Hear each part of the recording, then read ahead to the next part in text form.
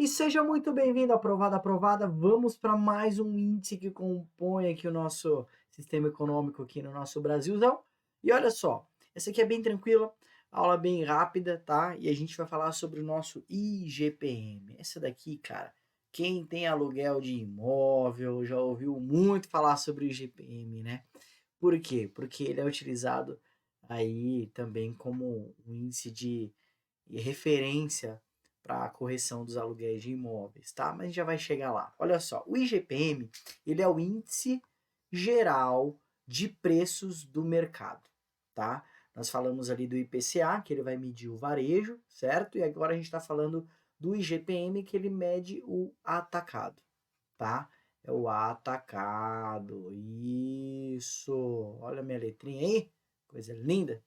Ó, o IGPM, né, o Índice Geral de Preços do Mercado, é calculado pela FGV e divulgado mensalmente. Olha só, como o mesmo sistema do IPCA, que é calculado e divulgado mensalmente, ocorre também no IGPM. Só que aqui vem um macete para a prova, tá?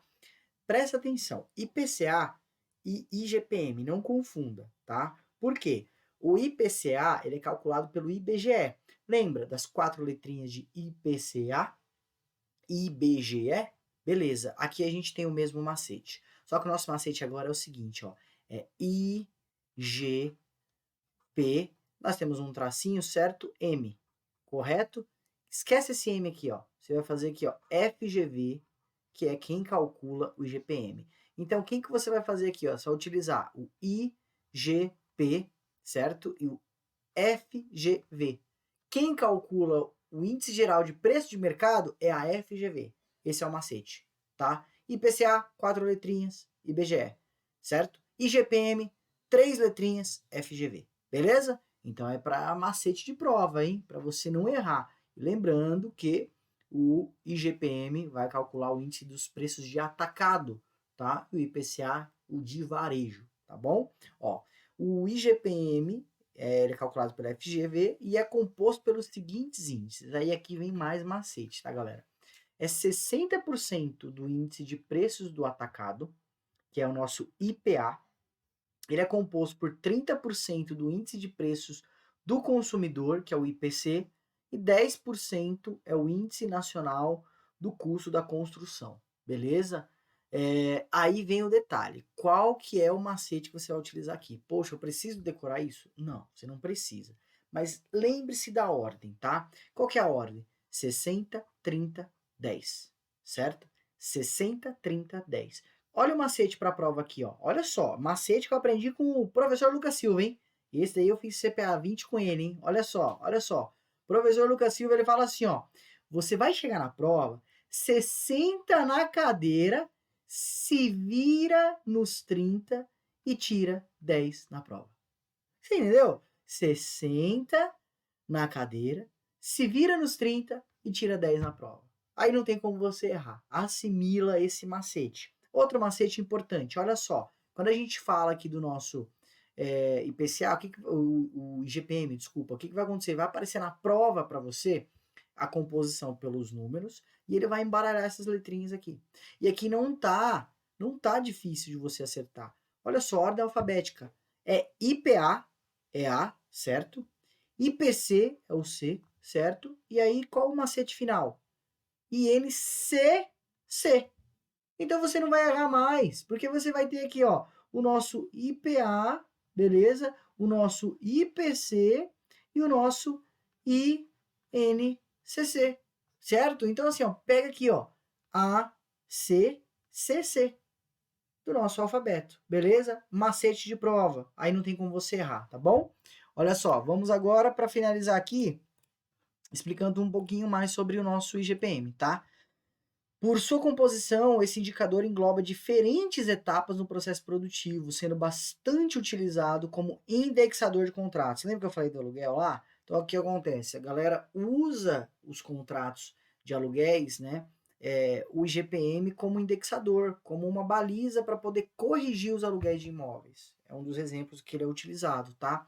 E além disso, ele é influenciado pelo número de preços de produtos no atacado. Você viu que tem 60% de composição do nosso IGPM, ele é composto 60% pelos preços no atacado, tá? Nosso atacado. Então, ó, bem tranquilo aqui, né? Apesar de não ser um indicador muito importante, o GPM não é considerado um indicador, ó, apesar de ser um indicador muito importante, tá? Opa, muito importante, só corrigindo minha fala.